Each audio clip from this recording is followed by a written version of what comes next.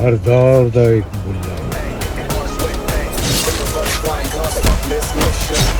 ਜਦੋਂ ਸੱਚ ਖੜਾ ਹੋ ਜਾਵੇ ਨਾ ਤੇ ਬੁੱਲਾ ਝੂਠ ਖੁਦ ਡਰ ਜਾਂਦਾ ਹੈ। ਜਦੋਂ ਜ਼ੁਲਮ ਦਾ ਹਨੇਰਾ ਹਰ ਪਾਸੇ ਛਾ ਜਾਵੇ। सच नूं छुपाया जा सकता है पर हराया जा नहीं सकता। तो फिर सच बोलना वाजिब है। बहुत अरसे बाद शान जो है वो एक डिफरेंट कैरेक्टर में आ रहे हैं। ना बुल्ला होवे लहू च गैरत होवे ते माता भरा छड़ देंदी है। बुल्ला ईद तैयार ही है, पूरी फैमिली नाल जाके देखो। मुझे उम्मीद है आप सब लोगों को ये फिल्म जरूर पसंद आएगी।